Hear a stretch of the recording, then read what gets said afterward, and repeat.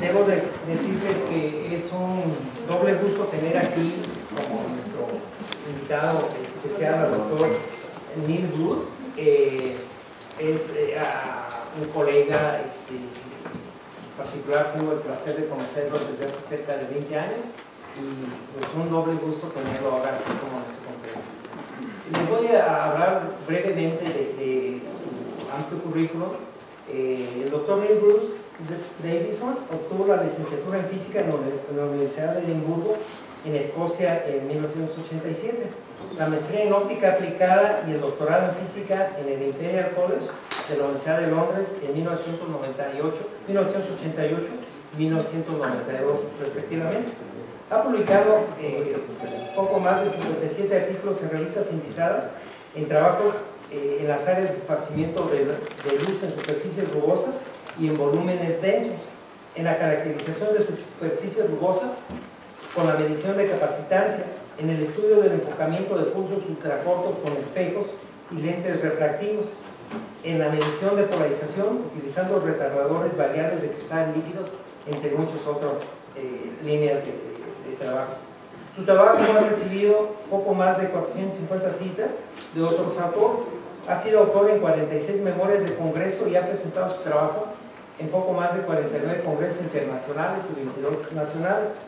Ha impartido 38 cursos de licenciatura y 11 de maestría en UNAM, y bajo su dirección se han titulado 3 estudiantes de doctorado, 7 de maestría y 7 de licenciatura, entre otros que tiene a su cargo.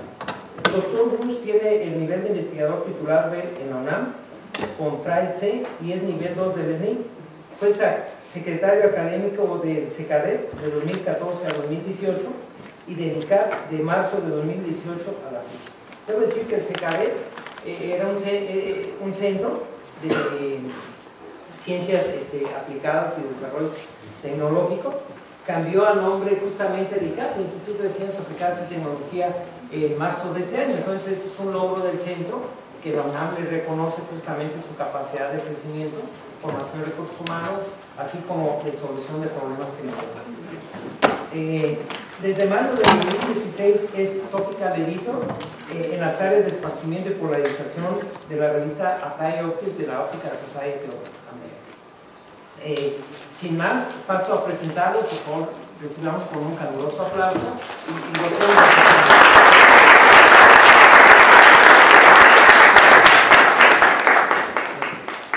Bueno, muchas gracias. Primero, muchas gracias por la invitación de venir aquí. Siempre es un gusto venir aquí al CIO. Gracias por la presentación. Y lo que voy a presentar es una de las líneas que estamos trabajando más ahorita, de las líneas nuevas de lo que mencionó, es medición de la polarización de la luz. La polarización se ha medido desde hace muchos años, pero ha habido muchos avances. Algo de la parte técnica, de la parte de experimento, pero más en la parte de análisis de datos y cómo hacer mediciones con más precisión, más rápido y con más exactitud. Entonces, les voy a presentar algo de lo que hemos podido contribuir en esa parte. Entonces, voy a presentar una pequeña introducción a la polarización para los que no saben realmente de qué se trata. Medición de la polarización en general, algo de retardadores variables de cristales líquidos que estamos usando nosotros, cómo hacemos los experimentos, y la parte central es calibración y extracción de datos, que es donde hemos contribuido. Conclusiones, y si me alcanza el tiempo, hay un pilón ahí, espero que sí.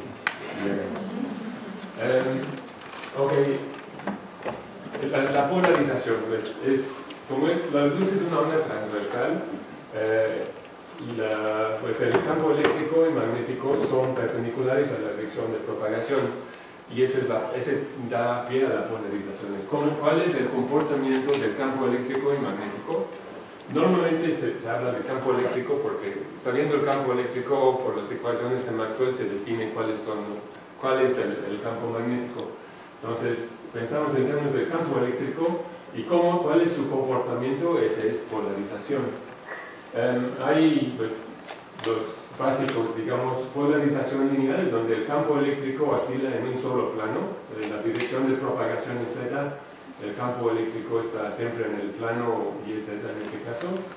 Polarización circular, en donde en una longitud de onda de propagación, el campo eléctrico da una vuelta completa al eje, digamos, hace un círculo completo en una longitud de onda.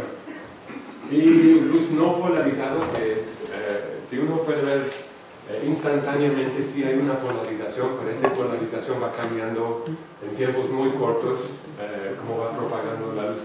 Entonces el efecto cuando uno detecta es una luz que no tiene una preferencia de polarizaciones, luz no polarizada. Entonces, la polarización, ¿cómo se describe matemáticamente? Es en términos de sus dos componentes perpendiculares. Recuerda, se está propagando afuera de la pantalla.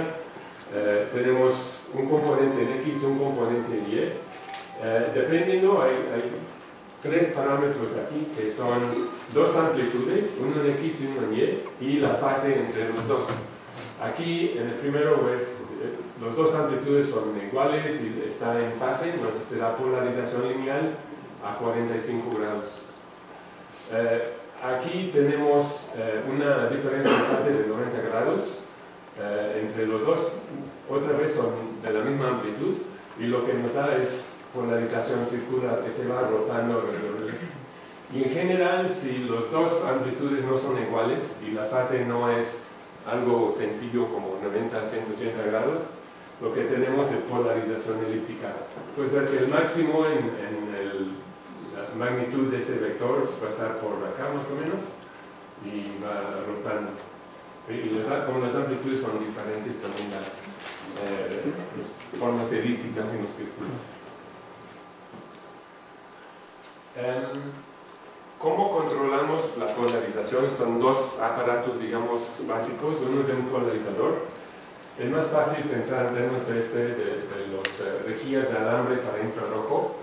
Para el visible es lo mismo, solo que los alambres son más chiquitos, son tan chiquitos que son moléculas blancas. Pero es el mismo idea. Entonces, estos alambres, en esta dirección, la dirección de los alambres, el campo eléctrico que llega puede mover los electrones adentro del alambre. Entonces, y si tú diseñas tu alambre con el material adecuado, esa energía va a ser absorbida. Entonces, la energía se transfiere del campo al movimiento de electrones que ya se absorbe. Entonces, en esa dirección no hay transmisión, pero en la otra dirección, los alambres son muy delgados, entonces no puede mover los electrones, entonces no hay absorción. Entonces se transmite en esa dirección. Entonces solo deja pasar el campo eléctrico en una sola dirección. Entonces es un polarizador lineal. Y el otro es un retardador. Un retardador controla la fase entre los dos componentes en X y Y. Si empiezas con una polarización lineal en 45, esta es la misma figura que había anterior. Si pones una diferencia de fase de 90 grados entre esos dos componentes, puedes ver que este llega a la derecha cuando este llega arriba. Cuando este llega arriba, el otro está pasando por el cero. Entonces hay una diferencia de 90 grados, entonces puedes producir puedes producir circular.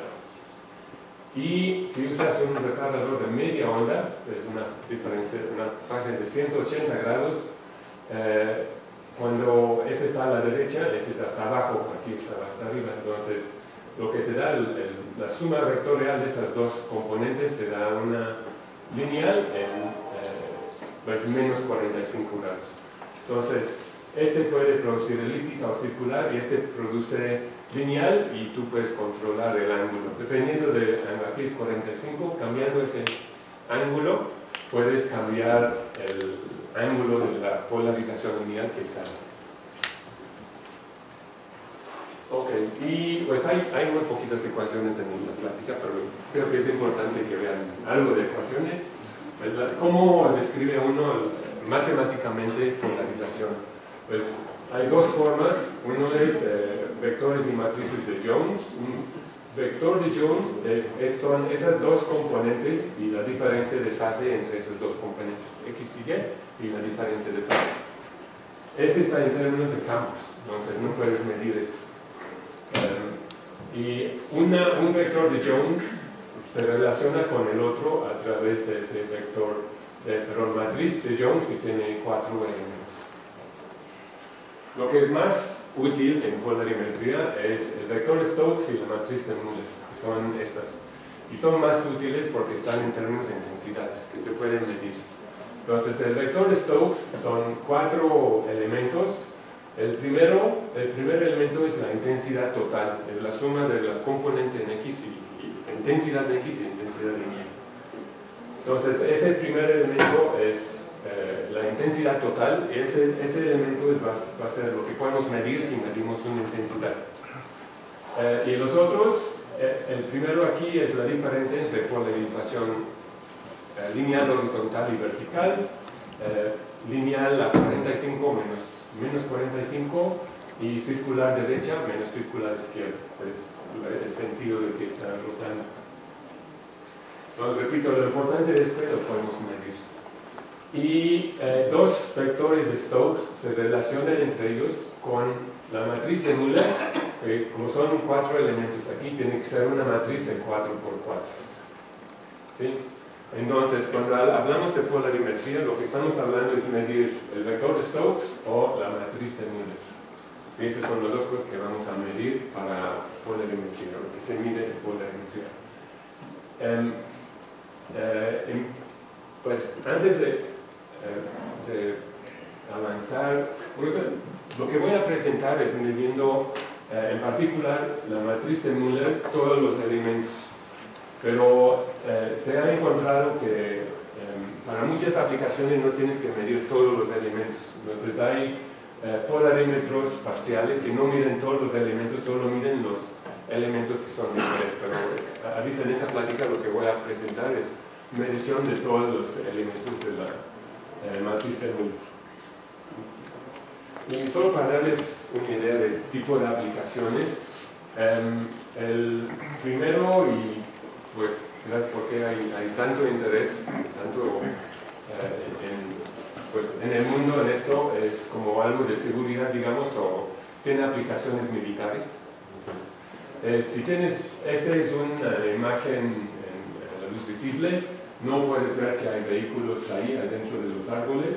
Esta es una imagen directo de infrarrojo cercano, si recuerdo 1.2 micras, algo así. Tampoco puedes, no es muy claro que hay vehículos ahí. Pero si haces una medición polarimétrica, esa es la diferencia entre polarización horizontal y vertical. Es como de grado de polarización, digamos. Puedes ver directamente, inmediatamente es muy claro donde hay vehículos y creo que es un camino aquí. Entonces, ese tipo de seguridad de aplicaciones militares que tienen mucho interés en ese tipo de cosas. Pero hay otras aplicaciones.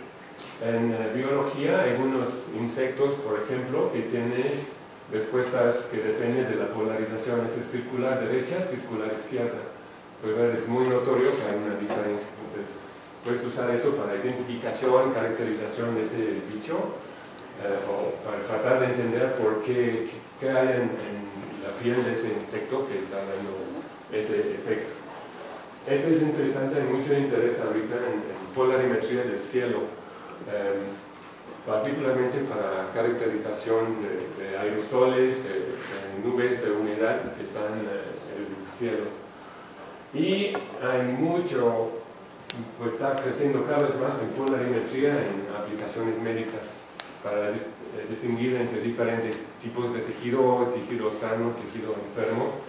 Por ejemplo, aquí hay un tumor y se ve que por la distribución de las fibras, la diferencia entre la estructura de las fibras de tejido sano y enfermo, puedes distinguir cosas muy fácil en el grado de polarización que no puedes tan fácilmente en la imagen directa. Entonces, pues, son algunas aplicaciones que están usando ese tipo de cosas.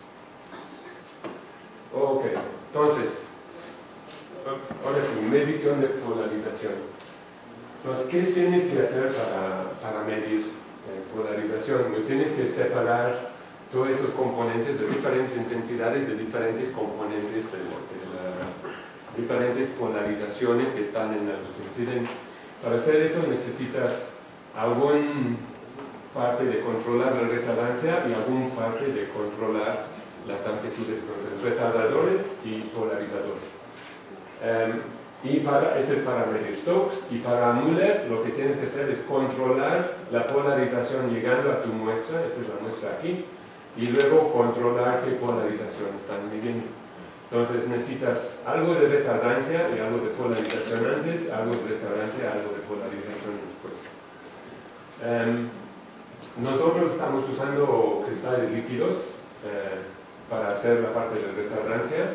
Hay otras formas, hay los placas de onda, ¿no?, que pueden comprar de retardancia fija. Ahorita voy a platicar un poquito de los retardadores que hacen. Puedes rotarlos, puedes tener uno, puedes tener dos, hay muchos diferentes arreglos aquí, pero ese es básicamente necesitas algo para Müller, controlar polarización, detectar polarización, para Stokes es detectar la polarización. Y hay diferentes tipos de polarímetros. Uno es modulación de polarización. Si pones a rotar continuamente a una cierta velocidad un retardador, la intensidad que vas a ver va a tener armónicos y las frecuencias de esas armónicas dependen de retardancias, de velocidades, etc. Secuencia en tiempo, que es lo que estamos usando nosotros, es tener un valor de retardancia, toma una intensidad, mandarlo a otro, toma intensidad, y uno escoge esos retardancias para optimizar la medición. División de amplitud. Este es, tiene su luz que llega, lo pones divisores de haz, separarlo en diferentes caminos para medir diferentes polarizaciones. Entonces necesitarías un detector para medir polarización lineal horizontal, otro para vertical y para los demás, ¿no? Entonces es una opción que se ha visto, pero no es tan común. Y división de apertura, que es lo que están usando los militares mucho, es aquí tienes un CCD, un detector, y agrupas los píxeles. En un grupo de 2x2 píxeles pones polarización lineal horizontal, vertical, 45, más 45 grados, menos 45 grados, por ejemplo. Y ese tiene su chiste porque tiene que hacer esos control de polarización a tamaño del píxel, ¿no? Es caro y es complicado también. Ok, pero ese es básicamente los arreglos de los polarímetros. Para medir el vector Stokes son pues 4 parámetros que tenemos. Nos necesitamos al menos 4 mediciones de intensidad para poder medir los 4 parámetros. Entonces, ahorita hay un error, ese debe ser detectado. Entonces, uno escoge los retardancias aquí, y para que todo este sistema detecta un valor del vector de Stokes deseado. Entonces, si quieres detectar horizontal, lineal horizontal, necesitas que te está detectando un 1, 0, 0 en el vector de Stokes. Entonces uno busca cuáles son los vectores los valores de retardancia aquí que te da ese vector, y haces 4 combinaciones de esas retardancias para tener los mínimo 4 vectores de Stokes que vas a detectar. Por ejemplo, puede ser ese es horizontal, lineal horizontal, lineal vertical, lineal a 45 y circular derecha. ¿Sí? Este matriz se llama la matriz característica. Todo lo que va a pasar con tu polarímetro depende de ese vector. Ahorita lo vamos a ver con más detalle para el de Müller. Pero en algún momento vamos a ver que tenemos que sacar el inverso de esta matriz. Entonces todo depende del inverso de esta matriz, la matriz característica. Y entonces, ¿qué tan sensible es el inverso de esto errores en la entrada o ruido en la entrada, pues se calcula, se mide en términos del número de condición. Un matriz mal condicional, ya sabemos que es muy complicado calcular su inverso. Y ese depende del número de condiciones. Es más alto que es este número, más problemático va a ser calcular el inverso. ¿Sí? Entonces, es solo para enfatizar, todo depende del número de condiciones. De una matriz que depende de la combinación de vectores de Stokes que estás detectando, y en el caso de la matriz de Müller, lo que está uno mandando hacia la muestra. Entonces, pues ese fue un poquito sucio de ecuaciones, pero es la última con ecuaciones, creo. Entonces, regreso rápido. Entonces, para calcular cuál es el efecto de ese polarímetro, ¿qué vas a detectar? Tienes que multiplicar la matriz de Müller de toda esa parte del polarímetro con la matriz de Müller de la muestra, que es lo que quieres saber, y con la matriz de Müller de la parte que está generando la polarización llegando a la muestra.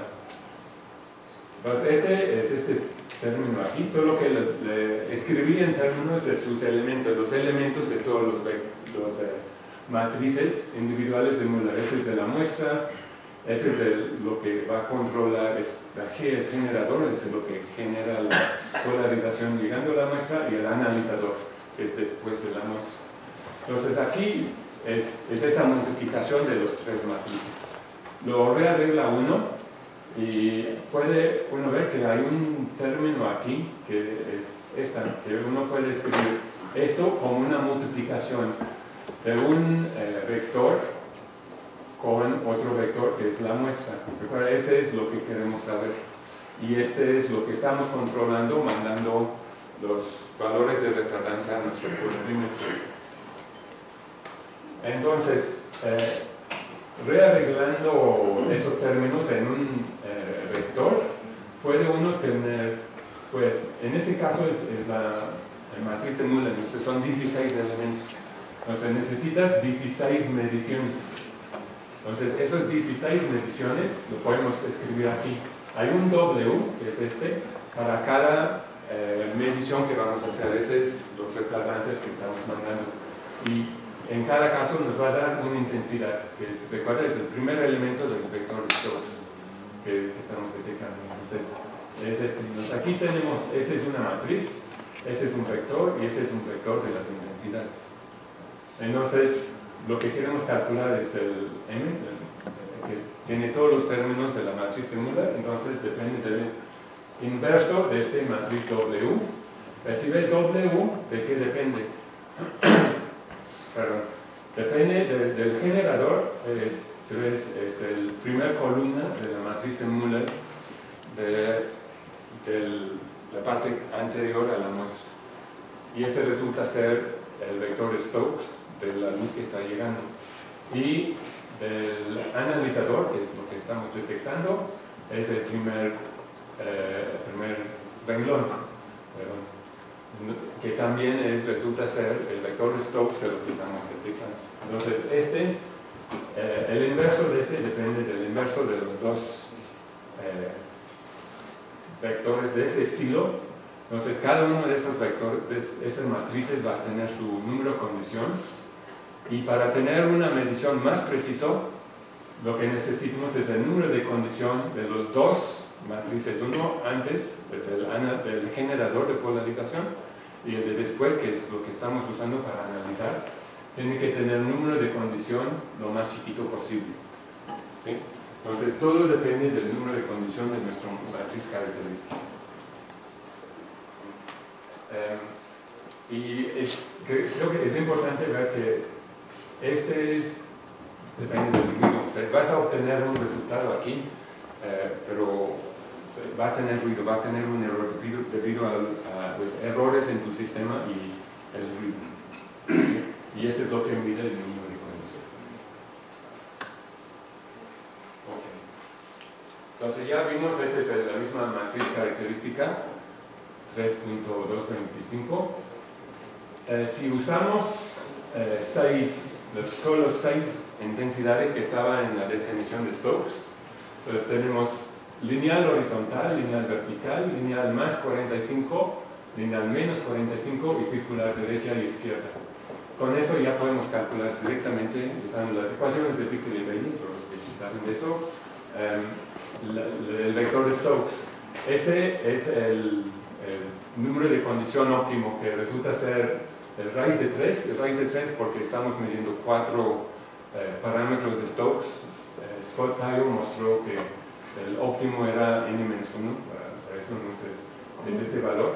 Pero resulta que puedes hacer lo mismo, puedes tener ese número de condición óptimo para 4 mediciones con polarizaciones extraños que no puedo decir. Puedo decir este que es más 45 lineal, pero los demás son combinaciones de polarizaciones. Entonces la idea es escoger este sistema optimizado. Es más rápido porque solo tienes 4 mediciones, aquí tienes 6, pero tienes que poder generar estos estados de polarización, vectores de Stokes muy complicados, no muy extraños, que no siempre es posible, o no vas a poder generarlo exactamente como esto, va a haber con errores también.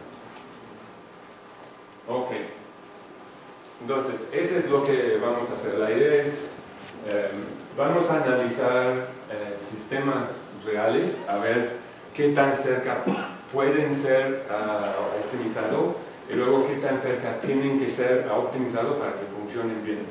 Y voy a mostrar resultados de esto. Primero, los cristales líquidos. Uno ya puede, hay muchas aplicaciones de cristales líquidos, todos estos de moduladores, y hay muchas aplicaciones. Ese es uno de las aplicaciones. Hay diferentes arreglos de las moléculas de los cristales líquidos. Nosotros estamos usando neumático, que es este arreglo, y funcionan. Si uno aplica, pues no aplica un voltaje, se alinean todas las moléculas en esa dirección. Esas moléculas son como cilindros, son muy largos y muy delgados.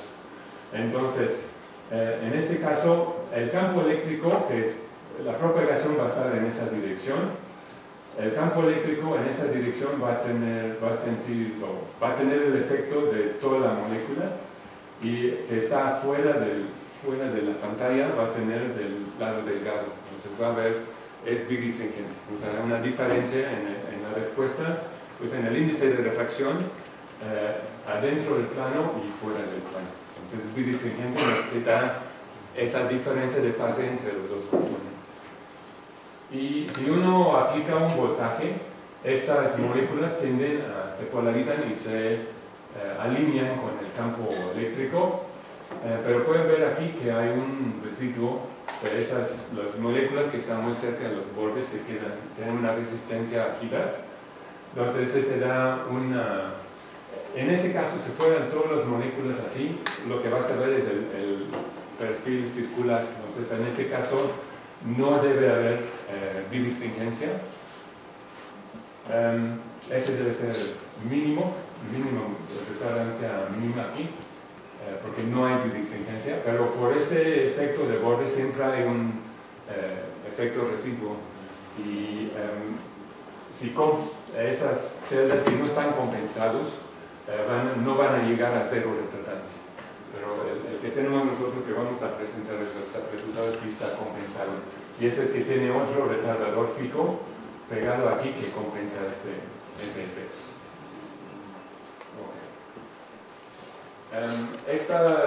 Hemos caracterizado ese tipo de retardadores. Esa es una curva muy típico. Puedes ver que es no lineal, que complica el análisis también. Pero si tenemos un voltaje de 6 volts, hay cero retardancia, entonces una polarización lineal vertical va a pasar sin cambiar. Pero si cambiamos el voltaje a 2.5 volts, ya tenemos un retardador de media onda y va a girar esto 90 grados y tenemos 45 grados aquí. Y puede ser un cuarto de onda con ese voltaje que es alrededor de 3.2 o 3.3 volts. ¿Sí? Entonces, una cosa que es importante es que esos voltajes son muy chiquitos, entonces es muy fácil manejar estas cosas.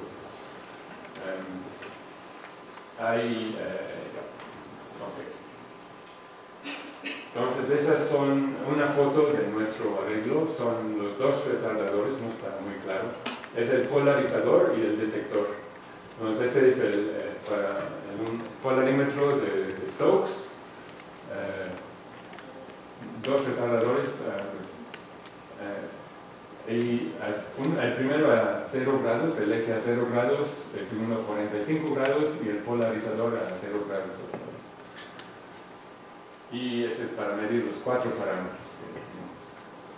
Y ese es nuestro polarímetro de Müller, entonces dos retardadores, esos son de Medolark, polarizador, aquí va la muestra y aquí son los otros dos retardadores y un polarizador.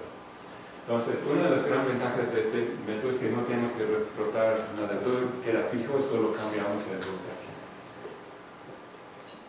Ok. Muy bien. Entonces, pues, llegamos a la parte importante, ¿sí? Calibración. Calibración, hay varios, pues, realmente tres formas de hacerlo en la literatura. Uno es caracterizas y calibras cada elemento del polarímetro individualmente. Esa calibración significa saber exactamente qué retardancia y en exactamente qué ángulo está, ¿sí? Entonces necesitas elementos muy alta calidad de retardancia y también mecánico, porque tienes que colocar este elemento a un ángulo con mucha precisión. El que está haciendo esto es un grupo de la Fuerza Aérea de Estados Unidos. Tienen años trabajando eso, cada ratito sacan otro artículo. Pero digo, ese tiene el problema que es muy costoso. Los elementos tienen que ser muy buenos y la parte mecánica, que es muy difícil, tiene que ser de muy alta calidad. Entonces, pues, ellos lo pueden hacer porque tienen la Fuerza Aérea de Estados Unidos. Para nosotros no es muy práctico hacer eso. Y los otros dos métodos son aceptar que tu polarímetro no va a ser perfecto y ya usar elementos conocidos hasta lo mejor que puedes, porque también puede ser que no vas a poder encontrar o comprar estos retardadores de muy alta precisión. Y medirlos, en principio sabemos qué son y ya corregirlos en software, en el análisis de datos después. Pues el método aceptado para hacer eso, que ya está en la literatura, es el análisis de eigenvalores de Compton, que no voy a explicar, pero ese es un método de álgebra lineal muy conocido, ya muy aceptado, pero tiene limitaciones, ahorita vamos a ver. Y otro, lo que estamos proponiendo nosotros, y ya otros grupos ya están trabajando también, es utilizando métodos de ajuste. Y antes de seguir, una cosa que es muy interesante en la literatura, que este tipo de métodos de calibración se usan para polarímetros de Müller, pero no para Stokes. Porque lo que dicen de Stokes es que tienes que alinear lo mejor que puedes y comparar con mediciones de muestras conocidas. Que supongo que es un tipo de calibración, pero no es muy sistemático, digamos, ¿no? Entonces, pues también estamos trabajando en métodos más formales para el elemento de Stokes, pero todavía no lo voy a presentar. Ok. Entonces, el método que proponemos nosotros es, primero es la idea que tenemos es lo que vamos a encontrar, cuáles son los límites de calibración con el método de Compton, con el método de eigenvalores. Entonces hicimos una simulación, esa parte es pura simulación, que simulamos el polarímetro y introducimos errores y ruido. Entonces, calculamos la intensidad con errores experimentales en la posición de los ejes de los retardadores y en errores de los retardancias. Agregamos ruido a las intensidades que mides, que siempre vas a tener, Luego, suponiendo que el polarímetro es ideal, aunque realmente tiene estos errores, calculamos con el inverso de la matriz W que presenté antes, calculamos cuál es la matriz de Müller para la muestra. Y luego a esos resultados hago la calibración de Compain. Entonces voy a tener las matrices de Müller calculados y luego los calibrados. Y eso los puedo comparar con las muestras seriales porque es una simulación, sé exactamente qué tengo. Y calculo las diferencias RMS aquí y también calculo las diferencias entre esas dos matrices aquí. Entonces, la idea, lo que queremos hacer es primero ver cuándo funciona la calibración y cuándo no funciona, y luego ver cuál es el error final pues, en este y en este. ¿Sí? Para saber si uno sabe qué error necesita o si tiene una medición que tiene mucho ruido, cuál es el error final que vas a obtener en tu medición. ¿Sí? Entonces, esa es la idea de esta parte de la simulación. Ok. Entonces, estas gráficas, ese es el número de condición del polarímetro. El número de condición depende del error que hay en el sistema. Esa gráfica muestra la relación entre el número de condición y el error promedio, digamos, en cada uno de los parámetros. Esos primeros 4 aquí, que son estas dos curvas aquí, son el error en la retardancia. Debo decir aquí, son 4 retardancias, pero estamos teniendo el mismo sistema antes y después, son las mismas retardancias, los dos interiores y los dos exteriores. Entonces solo hay dos valores diferentes de retardancia. Y son eso. Entonces un error de más abajo, 40 grados en una retardancia te da un número de condición alrededor de 4, por ejemplo. ¿Sí? Desde aquí puedes ver que algo muy interesante es que es más sensible al ángulo de los retardadores que al valor de retardancia. Entonces la parte mecánica de alinear los ejes del retardador es más importante que meter el voltaje correcto con la retardancia que necesitas. Entonces, igual 4 es un error de 20 grados en los ejes para este, que es los que son los interiores, y para los exteriores es un error de como 5 grados que puede haber. ¿Sí? Entonces, ese depende de los errores, y ese es el error total RMS. Esa es la suma de todos los errores de todos los matrices, los 4 matrices de calibración que estamos usando. Y para tener una idea de qué significa eso, aquí gráfico, si el RMS es alrededor de 0.01, no se ve muy bien, pero son esas curvas que siguen muy bien lo que uno desea.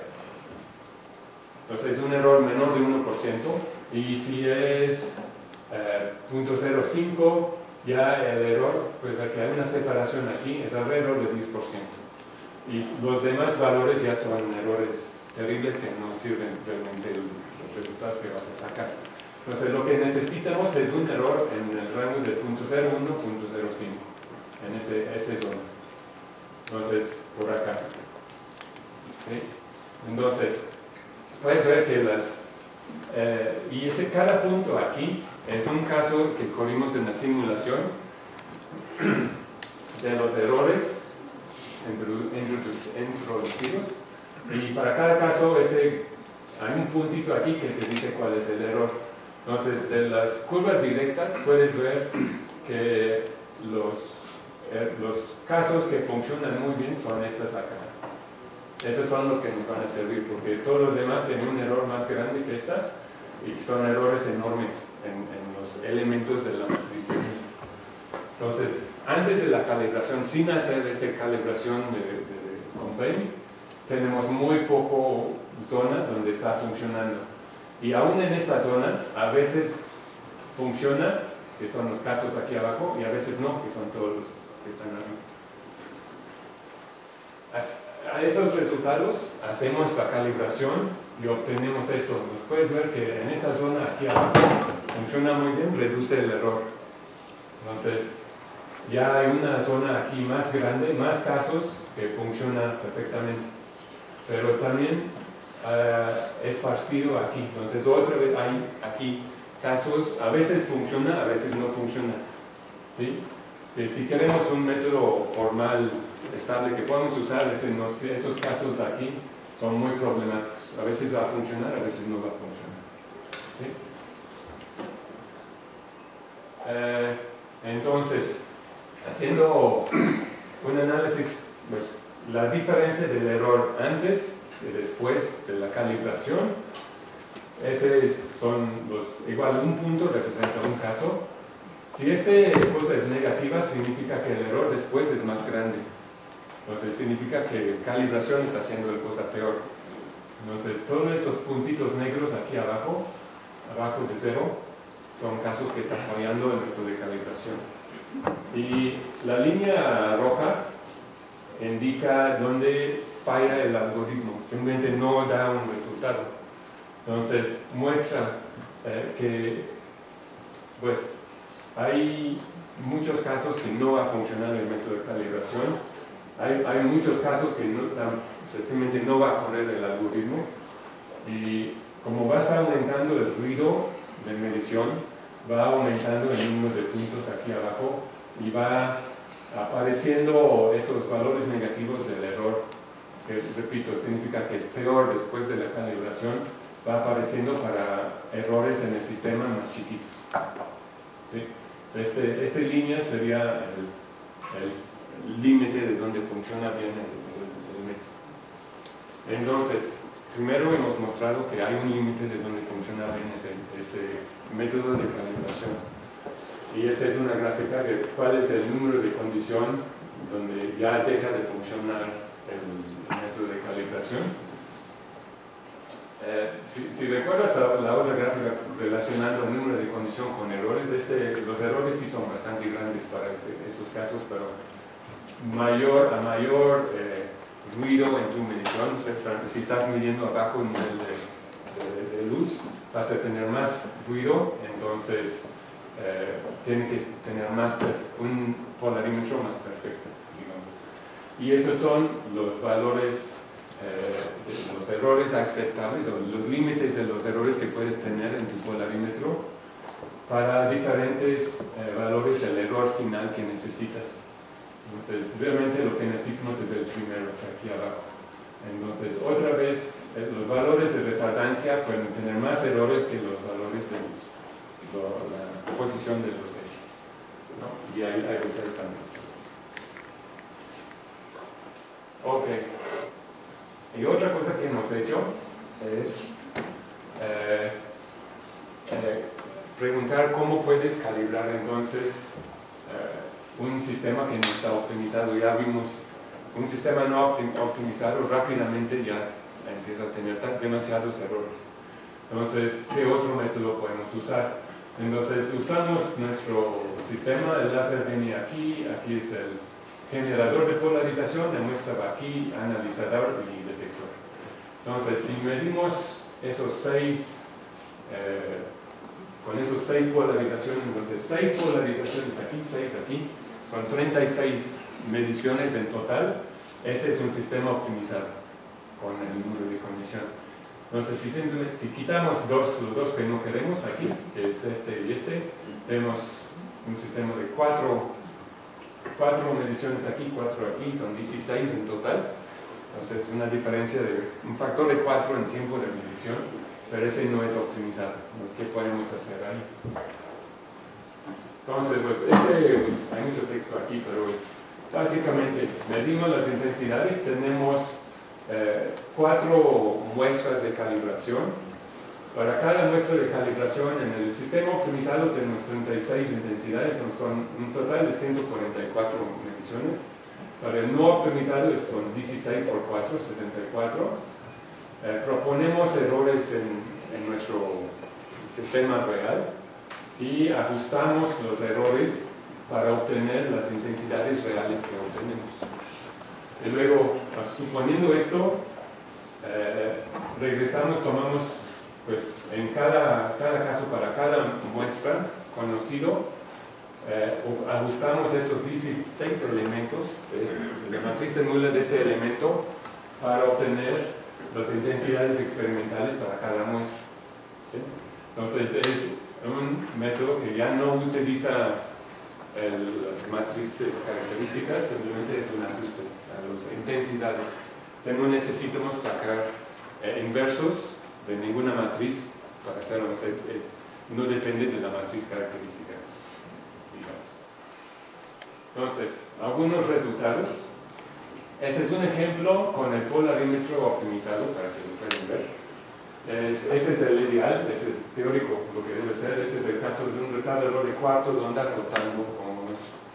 Entonces, como va rotando, ese es el ángulo de rotación y ese es cómo va cambiando todos los diferentes elementos de la matriz de Müller. Si calculas directamente con la diferencia de las intensidades que mostré al principio, obtienes este resultado. Y luego, aplicando a este, aplicas el método de Compain, obtienes este. Y si usas el algoritmo que acabo de presentar, el método de ajustes, directamente obtienes esto, y si haces el Compain, obtienes una mejora, una pequeña mejora. ¿Sí? Entonces, pues, un polarímetro optimizado funciona el método Compain de calibración, ya sabíamos eso. Pero, pues, ese nuevo método de calibración que proponemos también funciona muy bien y desde un paso anterior. Pero ¿qué pasa si no está optimizado? Entonces, el primero era con los 6×6, 36 mediciones por caso, digamos. Aquí ves 4×4. Entonces, el ideal otra vez, ese es otra vez 4 ondas rotando. Las mediciones directas, puedes reconocer algunos efectos, algunos de las curvas, pero hay mucho ruido, ¿no? Por los errores que tenemos en el sistema, por el ruido en la medición, nos da esto. Tratas de poner Compain aquí y no funciona, el algoritmo falla, no puede calibrar esto, porque está tan mal. Pero el método con ajustes funciona muy bien y si aplicas Compain te mejora un poquito otra vez. Este es para el retardador de cuarto de onda. Si un retardador de media onda rotando desde esa curva, otra vez los resultados directos son tan malos que no puede calibrar, no funciona el algoritmo. Pero ese nuevo método sí funciona. El método olvídate de tener que utilizar la matriz característica, trabajar directamente con las intensidades, puedes tener muchas ventajas. Y como resumen de esto son el RMS total en esas curvas, la diferencia entre teórica y experimental para la onda de cuarto de onda y medio onda, y ese es para el directo, sin calibración, son estas, son muy grandes, con calibración ya aceptable, y con los ajustes son esas, son sin calibración y con calibración. Y puedes ver que todos los valores casi del método que proponemos ya mejores resultados que el método tradicional, digamos, con calibración y Compain. Ok. Pues, para concluir, pues hay cada vez más aplicaciones de polarimetría. No se puede leer, pero ese es polarimetría en astronomía, en cosas de clima, en synthetic aperture radar, que no sé cómo se dice en español. Este es en aplicaciones en biología y aplicaciones en química. O sea, todos están usando polarimetría para medir aspectos de interés, ¿no? Hay nueva instrumentación, que hay más opciones para dispositivos. Pero una cosa, creemos y hablamos con Russell Chipman, que es el mero en términos de polarimetría, fue al ICAT el año pasado, hace 2 años, a un evento del chapter del SPI, y nos estaba diciendo que todo lo que se requiere está en esa parte, en cómo calibrar, cómo extraer los datos, cómo analizar las señales. realmente no hay mucho nuevo que se puede hacer en instrumentaciones, ya cómo analizar esos datos. Mostramos que hay límites en los métodos publicados de calibración y extracción de datos y proponemos ese método de ajuste como una alternativa para dar resultados precisos y con exactitud. Y pues, para terminar esta parte, agradecimientos, pues, colabora con Marta Rossetti, que también es mi esposa, pues tengo que colaborar con ella. Oscar, que es un ex estudiante que ya regresó a trabajar con nosotros. Y mis estudiantes de maestría y doctorado, Juan Manuel, que ahora está haciendo un postdoc con la Subchipman, precisamente en Arizona. Omar, que está terminando, Iván, que acaba de empezar su doctorado, y Eusebio, que conocen aquí, que es un ex estudiante de maestría aquí de Rafael, y que ahora está haciendo su doctorado ahí conmigo en estos temas. Y por supuesto de GAPA, que tenemos la ventaja en la UNAM de tener una alternativa para recursos, y con así que ha apoyado con proyectos. Ok, pero ahora el pilón. Yo soy escocés, entonces no sé si alguien ha visto mis pláticas antes, pero sabe que va a venir. Yo soy ya residente permanente aquí en México, y cuando me dieron mi visa, la única opción que tenían para mi nacionalidad en el sistema que tenía el Instituto Nacional de Migración era inglés o británico. Entonces, los que han visto la película de Braveheart, Corazón Valiente, saben que ese no está bueno, ¿no? La persona que estaba ahí ayudándome fue muy amable, buscamos en toda la lista, pero no había otra alternativa. Entonces, ahí decidí que necesito educar a México qué es la diferencia entre Inglaterra y Gran Bretaña, Reino Unido y Escocia. Entonces, el pilón es esto. Entonces, aquí hay una mapa de Reino Unido y la República de Irlanda. Entonces, quizás históricamente Inglaterra siempre ha sido la potencia, principalmente por población. Es decir, hay 65 millones en Reino Unido, 5 millones en Escocia, 1 millón en Irlanda del Norte, quizás unos 2 millones en Gales, y todo lo demás, que son, ya perdí la cuenta, 55 millones más o menos en Inglaterra. Entonces hay mucha diferencia. Entonces, en 1500 más o menos, Inglaterra anexó Gales, se le invadió, ya fue, ella se fue Bretaña. Entonces ese duró mucho tiempo, siempre peleando con todos, ya saben, hasta 1700 más o menos, cuando Escocia terminó en bancarrota por intentar hacer negocios en Latinoamérica. Se tenía un proyecto, falló, quedó en la bancarrota. Los que hacen, pues se juntan con Inglaterra y ya se forma esto, que ya fue Britain, fue esa parte. Entonces tenía que pensar un nuevo nombre y Great Britain, ¿no? Entonces Gran Bretaña es esta isla, incluyendo los Orkney y Shetland, que está más aquí al norte. ¿Sí? Todo esto es Gran Bretaña. Luego, en 1800 más o menos, otra vez invadieron Irlanda, toda la isla de Irlanda. Entonces se formó Reino Unido de Gran Bretaña e Irlanda, 1800. Y luego, en 1920, principios del siglo pasado más o menos, hubo problemas en Irlanda. Hasta después de eso, algunos saben que todavía hay realmente problemas en Irlanda del Norte, pero se separa la República de Irlanda, que es U2 Guinness, todo viene de este lado, y Irlanda del Norte, que es este cachito, este cachito aquí, y se dividió principalmente por la religión. La República de Irlanda es principalmente católica, y en ese momento, cuando se dividió, 1920, Irlanda del Norte era principalmente protestante. Ahora ya, como los católicos obedecen al Papa y hay más católicos ahí, entonces es más o menos igualitario la población. Ese fue 1920. Entonces todo eso es el Reino Unido, de Gran Bretaña y Irlanda del Norte. Ese es el país que existe ahorita. Para dar una idea, el área de Escocia es casi igual al área de Jalisco, pues está muy chiquito.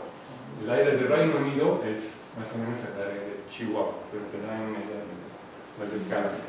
Y las banderas, que ese no es la bandera de Inglaterra, es la bandera del Reino Unido. Y ese viene de, pues primero son las banderas de cada uno de esos países. Ese va a ser, creo que de los más bonitos de todo el mundo. Me gusta mucho el dragón de San David, de Gales. Inglaterra tiene esta bandera, es lo que se vio mucho en el Mundial, que sí ya están usando. Irlanda del Norte, pues se ve esas dos banderas. Se ve, tiene una corona, entonces es de los que son leales al Reino Unido, a la reina. Entonces es polémica esta bandera, como bandera oficial usan esto. Escocia tiene también dos, que es era de los reyes antes, y ese es como del país. Y la combinación de esas tres te da la bandera del Reino Unido, que es la de Union Jack, no sé cómo se dice eso en español, pero es la bandera del Reino Unido. Y, pero voy a regresar. Este lugar, Crieff, es el lugar más importante de Escocia. Y para terminar, gracias, y ese es Crieff. Y esa es la casa donde yo crecí. Como puedes ver, hay mucho lugar para correr. Y con eso, muchas gracias.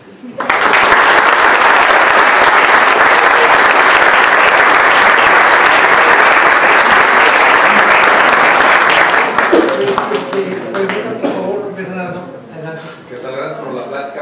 Tengo dos preguntas. Tengo una y después la otra, ¿no? Para que no te vayas. La primera es la detección de los carros, que tanto deben que sean metálicos. Sí, depende del material. Sí. O sea, que una vez que sepan que cubran con un plástico, adiós detección, ¿verdad? Me imagino. Sí, pues las redes que pones, ¿no? Sí, exactamente. Creo que lo que entiendo es que la idea es que lo quieren usar para acciones de batalla cuando no están cubiertos. Sí, claro. Sí, pero tienes toda la razón. Sí. La otra va a ser estilo Cantinflas, porque no me acuerdo muy bien, pero recuerdo que hay por ahí una regla de suma para las matrices de Müller que la puedes probar con las matrices de Pauli y que te tiene que dar uno, ¿no? Normalizado. Sí. Eso lo pueden usar ustedes para poder optimizar aún mejor y ver que realmente sea un problema, ¿cómo se llama? 1 a 1. Ajá, sí, es básicamente para mostrar que son físicos, ¿no? Sí, exactamente. Sí, probablemente sí, no lo hemos hecho. Habíamos pensado en eso, hemos ido ahorita más al lado de mejorar las mediciones para tratar de que funcionen con más precisión.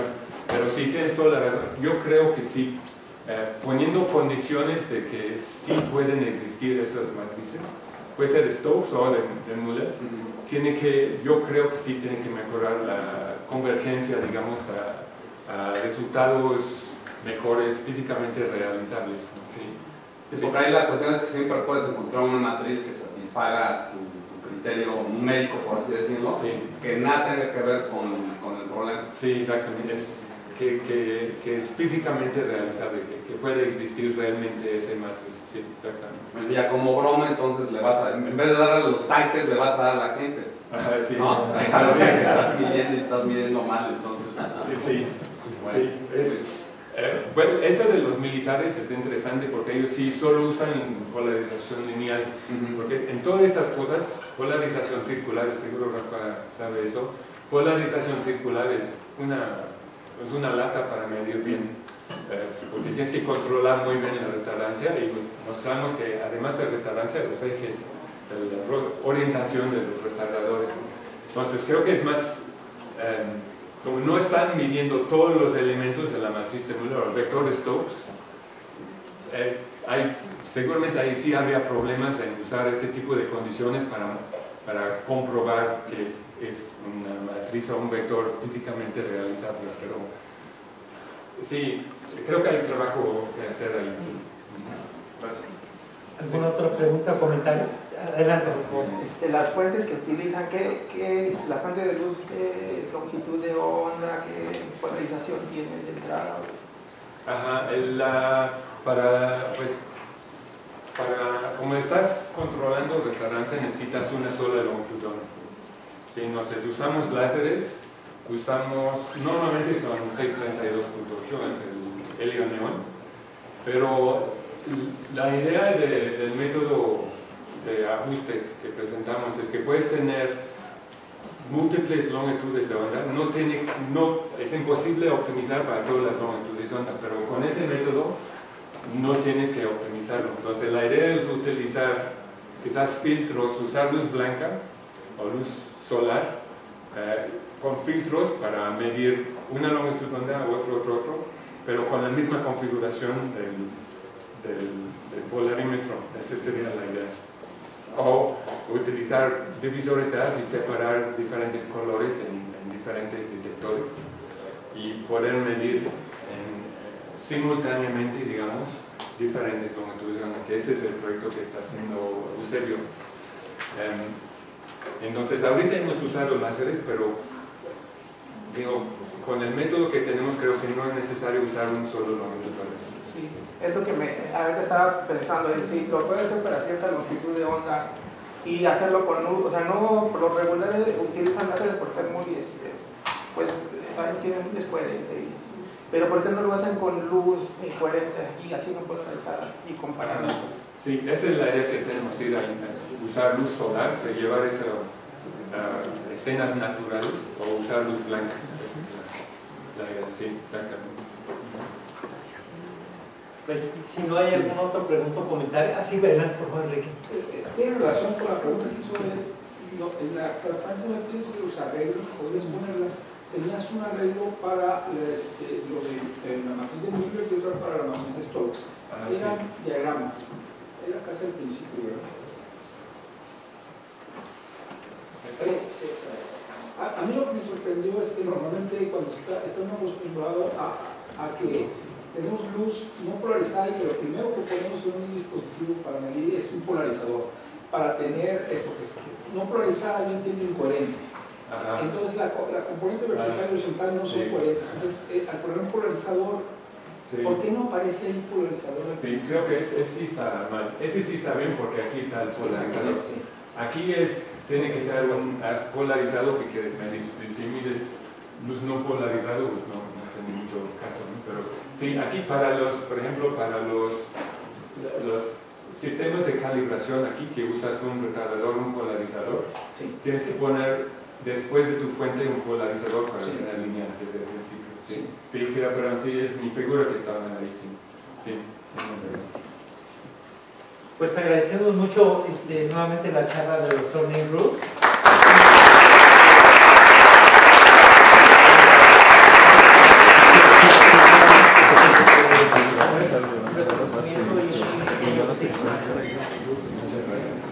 Tenía curiosidad, ya casi lo había, pero me dio pena. Muchas gracias.